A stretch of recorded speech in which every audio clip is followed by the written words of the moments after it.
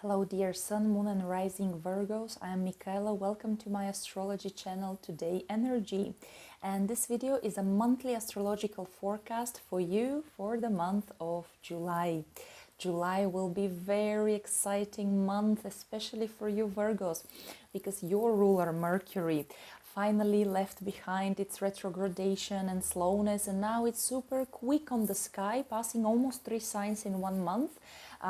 Meanwhile, doing a lot of aspects with other planets, which of course introduces to all of us a lot of mental excitement, communications, travels, meeting other people, acquiring knowledge, and of course for you, your life is truly blossoming. At the same time, in July, we all collectively feel the strong, heavy energy and influence and push, I would say, even from the planet Pluto. And the big action is at the end of July, really, because not only the Jupiter stations to go retrograde at the end of the month, but also we experience the main energy that was with us the whole 2021 on the background at the very least, and that's the square between the planets Saturn and Uranus. Generally, Uranus is about future, quantum leap into your development, novelties, freedom, independent, excitement. And Saturn is about traditions, obstacles, time, delays, consciousness, working hard, and restrictions often. So it's triggered this square, which is an intense aspect, right? It's like pushing the brakes and accelerator at the same time. So whatever you feel or experience now in late July will be culminating or experiencing a closure, or you'll take the final decisions this autumn, because finally Saturn and Uranus make their last square, September, October, and then already each planet goes its own way. So we will be liberated and of course way wiser, and we will learn a lot. Right, let's start from the very beginning. On the 2nd of July, we have an intense day because 2 aggressive planets, Mars, the Lord of War, and Pluto, very, very explosive, make a square. So Mars is in Aries in your 8th house, and Pluto is in your 5th house. For all of us collectively, that might mean meeting some obstacles from institutions, from people who want to push us, control us. There might be, of course, some irritations and conflicts. In your case, it might be related to finances, investments. It might be related to children. Maybe there are some confrontations with kids. Maybe it is about love life and your personal planet and planet partner. And if you want shared household, business, finances, business, maybe if it's a business partner, some sort of like this, you might feel this kind of push and control, tension. Of course, if we use wisely this square, we still can get pretty good deals out of it, because Pluto is about huge things, a lot of things, big passion, and Mars is about passion as well. So there might be a day of conceiving for you, right? Or these days, let's say overall, having a baby with your partner, or striking some very profitable, lucrative financial deals. Maybe get some financiation for your business, maybe scholarship for your studies. It's important to feel passion here, because Pluto is in the 5th house of love affairs and hobbies, and maybe Mars will get you to this bank loan to support your business or something like that.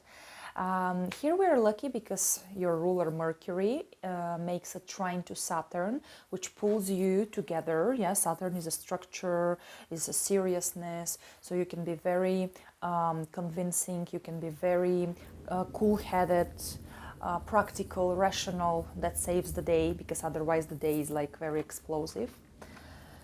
Besides, Mercury is in your 10th house, Saturn is in your 6th house, so we talk here about a lot of work. You can do a lot of big career achievements here. At the same time, on the same day, the 2nd, Mercury squares Neptune. 10th, 7th house. And here Neptune can bring you a bit more nostalgia, emotionality, confusions. So don't give in to these feelings. Of course, Neptune can also provoke you to be compassionate and do some charity, and that's lovely. But Neptune and Mercury are not good friends, because you, Virgos, you like this mercurial themes of being concentrated, being discerning, being fair, know the facts, have the knowledge, right? Be logical. And Neptune is about intuition. It's about pink colored glasses, when everything looks either very nice or it frightens us, and we hide into our under the blanket with our music, hot chocolate or something like this. Basically escapism, right? And in this case, Neptune is in your 7th house, so there might be some unclear messages by your partners. They might make you over emotional. They might even try to manipulate you. It might be related to work, clients, yeah, because not only personal partners, but also business partners. So here it's better to dedicate your attention to some routine tasks, like reorganizing the office, rather than striking some big, especially financial deals. But maybe someone from abroad, from faraway places, yeah, Neptune is like everything overseas. Maybe some partner from abroad will inspire you, for example.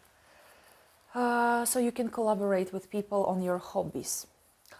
On the 5th, the tension goes down, because Mars leaves fiery and martial, fighty Aries and goes into peaceful, calm down, earthy Taurus. Taurus, for you, let me check. Probably it's your yes, it's your Taurus is your 9th house. So Mars is our ambitions, passion, drive, motivation. So you'll have a lot, no obstacles. No one can stop you to travel, to be a tourist, to be a tour guide, to study, to go to exams, to publish your thesis, your book, to share your opinion, your knowledge, to become a star, to become a popular person, to have some followers. It's a big inspiration here in the 9th house with Mars. The same day, 5th of July, Mercury goes into Cancer, and on the 18th of July, Venus as well goes into Cancer, thus very beautifully enhancing your 11th house of friendships, communications, social gatherings, group projects, clubs of interests, you know, it can be yoga, dancing, tourism, whatever, but you are meeting wonderful like-minded people. You can make money with them, you can collaborate, you can meet love amongst your friends. Here it's good to be socially active. You can travel with them as well. You can plan some beautiful long-term goals and dreams. On the 9th, we have an exciting day again. Mercury squares Jupiter, so it's a lot of mental activities. It's a huge optimistic thoughts, like sky is the limit. You can achieve everything, right? Because you are Mercury. Jupiter is your partners, actually, so maybe there will be some interesting tension here between you and your partners, and while grinding it, you might reach to some interesting insights and consensus. With partners, be careful with investments, because here we have 11th, 8th house, so some group projects, like your friends are like, yeah, come on, let's open this cafeteria, but hey, we need the sponsorship, right? So let's go to the bank to talk about the loan. So here, because Jupiter is sometimes overly excited and optimistic without having this Saturnian discernment about what will truly work and manifest and what are just pleasant dreams, right? So in this case, be more thoughtful about common shared investments, money, resources. On the other hand, maybe your friends will exactly support you psychologically or financially to follow some of your dreams. On the 13th, we have a full moon at 21 degrees of Capricorn, and that's your 5th house. So it's clarity. It's like a huge projector showing you the big picture without the shades of the night, of what's going on with your children. Maybe there's news from them. Maybe it's a reunion, or they go to university or something.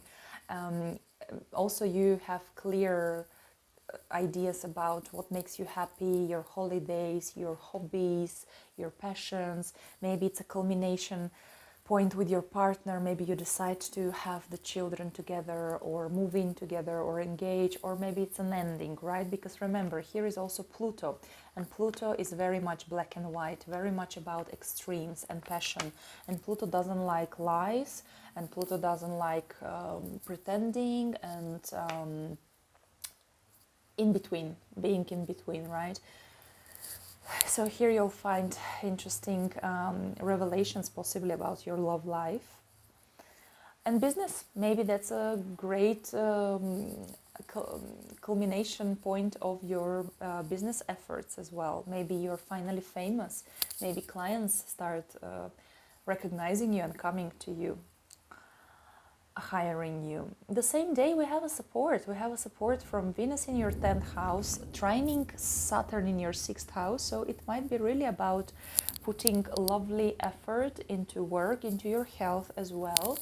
But it can be very beneficial for you. Maybe you will be recognized.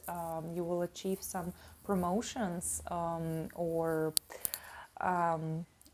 bonuses, benefits for good job done. On the 16th, we have an important day. You see, I live in Bulgaria, so I use the Eastern European Daylight Saving Time, and according to my time zone, on the 16th of July at 10:15 p.m., your ruler Mercury is in an exact conjunction to the Sun at 24 degrees of Cancer. That's your 11th house.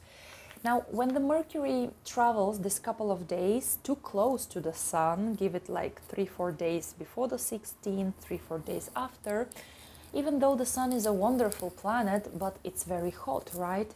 Planet, star, for astrology is a planet. So your ruler is burned, is blinded, right? Too much light, too much heat. So you might feel a bit dizzy, confused, like either physically or mentally, not knowing exactly, like you can't see clearly. But there is this magical moment of the very precise to the degree, minute and second conjunction when Mercury is like in the center of the solar disk. Mercury was known to be the messenger of the gods in ancient times, and Sun is like representation of the altar God, deity, the universe, because of course it's what gives us life, hope, light. Without the Sun it would be constant shadows and night, right? It would be like the Pluto underworld. The hell. But Sun is the ego, is the ambitions, is the drive, motivation.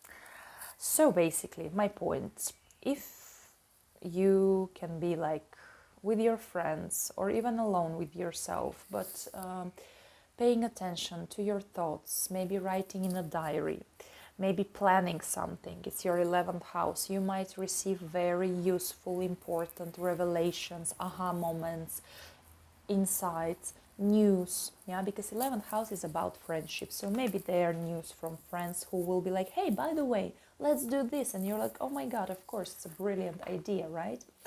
Or if you're just dreaming, or because 11th house is your own long-term goals, so it's good to just be mindful and thoughtful this day. Calculate the hour and the minutes according to your time zone, and you might either receive insights or be the messenger of insights for other people. On the 18th, it's a bit of a tough day for you, as well as the 20th for all of us, because Mercury on the 18th and the Sun on the 20th oppose Pluto. Once again, we will have this feeling of me against the system, whether it's against the government, the legal institutions, the school, or the business, bank, mafia even, Pluto represents the godfather, especially being in Capricorn. It's everyone who hold power, and mostly it's institutions. But yeah, of course, it's an opposition, so we have to find the balance. And in this case, it's between 11th and 5th house. So collective needs, and you following the lead of your friends and the trends maybe, and group projects participation. And fifth house is your own ideas, passions, hobbies. It's maybe, yeah, so it's like my friends or my lover, or it's group project or my own creative idea, right? Maybe it's about investing money into something. Maybe it's about chasing your long-term dreams and at the same time wanting to have a child, right? So multiple combinations, possibilities. Maybe it's about going on a party or spending time in your studio and working for the progress of your business, right? Because when we have a small business as per fifth house and no one helps us, we are the one man show. So it's about more efforts as well, but we love it at the end, right? It's like our baby, the product, the project. And also, since it's opposition, it's like a full moon. It's a moment of clarity and culmination. It's a peak moment, right, between two planets. But there is something that started when these two planets were conjuncting each other, like a new moon, right? And in this case, the conjunction of Mercury and Pluto happened last winter. And it happened 3 times due to the Mercury retrogradation. He was going back and forward on top of Pluto. So it's very important, I believe, very significant. December 2021, January and February 2022. You might go back in time and think of what have you planned or seeded or started, initiated last winter. And it might be related to creativity, hobby, maybe attending some organizations, group projects, meeting like-minded people, because now it can give fruits, results. You are reaping what you sow. Or you see it more clearly and it's not working for you, so it's kind of the end. Adios, people, right? It can be this way as well. Maybe it's a separation from some friends because you are, let's say, taking care of a child or going somewhere with your partner, something like that.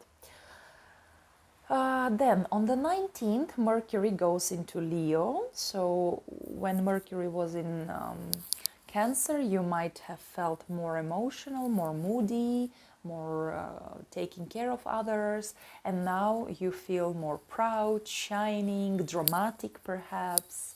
You want to be the leader, you want to be inspiring and inspired. So while Mercury transits Leo, you put like a Leo face in a sense, or kind of behavior pattern.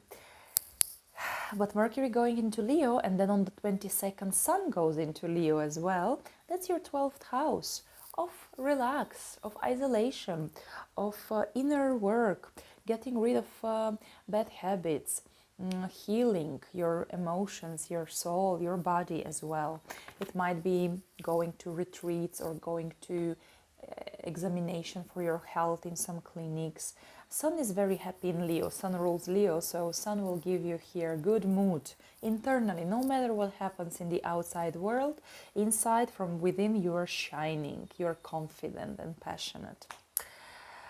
It's great to go to some hot place, to holidays, obviously, July, right? Doing some spiritual work, meditations, regressions, and taking care of yourself and your inner peace.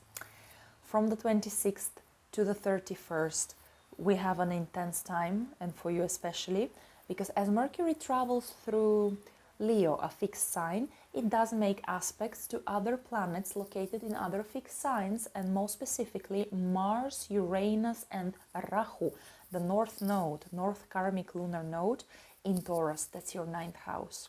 So much passion and activity in your 9th house. Mars wants action, travels, documents. You're very fighty when you are on a court. You're very decisive to win. At the same time, it's education, and Uranus here wants some new knowledge, something interesting, unique. It may be aviation, astronomy, astrology, computer languages, cryptocurrency, something that sounds strange or crazy or uncertain to other people, for example. And so, yeah, Mercury in 12th house wants to maybe relax, maybe take care of your inner world, write a diary, work with a psychologist. And through 9th house, because it's about gurus and teachers in our life, maybe you are meeting a very maverick type of genius, role models for you. It might be a star, a teacher, a coach. You maybe become such person for others. This combination 12th 9th house is also about travels, relocation, emigration. So maybe you are just finishing your education, like requalification course to be a IT specialist, and immediately in LinkedIn they call you for interview and they offer you a job overseas.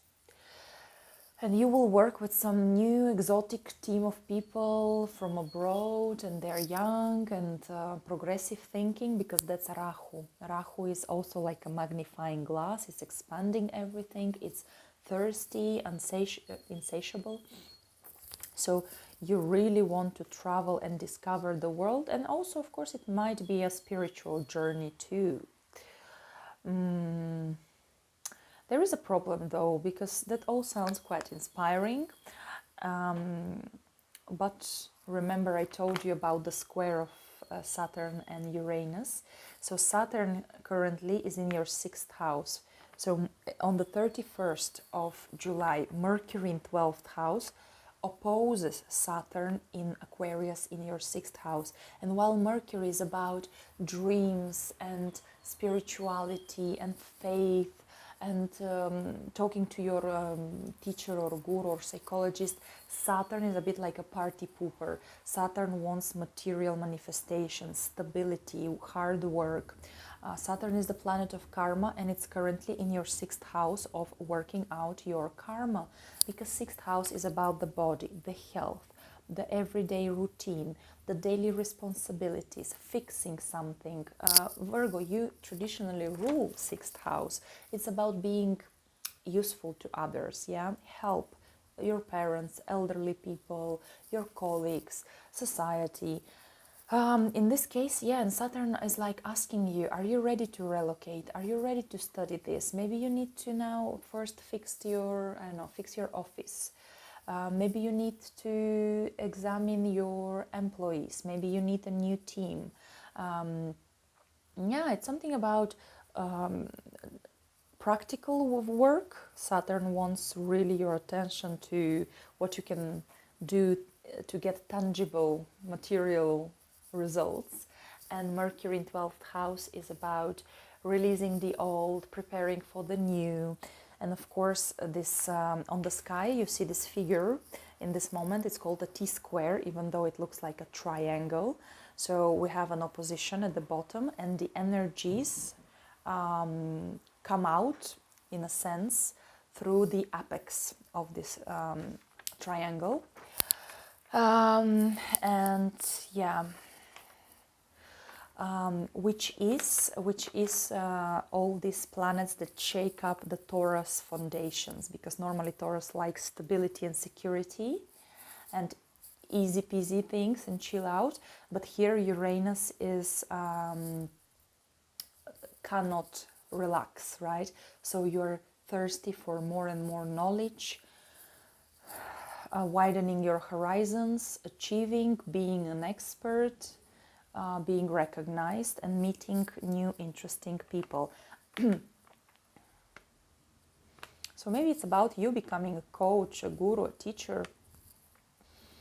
But don't worry, the final resolution might at the end come to fulfillment after the autumn, after Saturn and Uranus square each other for the last time. On the 28th, we have a new moon at 5 degrees of Leo, so beginning of the end, 12th house. Maybe you're preparing to leave somewhere, go on holidays, you meet new person who will help you with your spirituality, or you meet just new knowledge. Maybe you're going on a retreat, maybe you are releasing some bad habits. Great time really with Saturn in your 6th house, and such activity also in your 12th house, It's about quit smoking, quit drinking, quit complaining, quit, I don't know, chasing someone who doesn't love you back, quit repeating childhood traumatic patterns, and so on. This new moon conjunct Ceres, an asteroid that talks about care, nutrition, motherhood. So it's about taking good care of yourself, like your own parent, right? Internal parent. It's about diets. It's about maybe you start a new diet to basically feel better with your health. This new moon trines Jupiter, which gives you optimism, faith that everything is possible, everything is within your reach. And Jupiter is in your 8th house. It's important here because Jupiter is stationary. It doesn't move from the 26th of July till the 1st of August. So world's attention is on Jupiterian topics, which might be, of course, in this case, tribunals and courts and legal systems, justice. In Aries, it's about the war as well. But in your case, 8th house talks about partnerships, shared resources, help, financial or psychological, dealing with your inner demons and traumas, healing them, releasing, letting go. Jupiter rules your 7th and 4th houses, so focus on really your personal or business partnerships and collaborations. And 4th house is family, home, where to live, how to use your property, maybe investing in property, or property starts giving you passive income. So dear Virgos, that's how July looks like for you. Thank you so much for watching, sharing, liking my videos, for subscribing to my channel, which really helps the channel and me, of course, professionally grow. I really wish you a fantastic month of July. Take care of yourself, and I'll talk to you soon. Bye bye.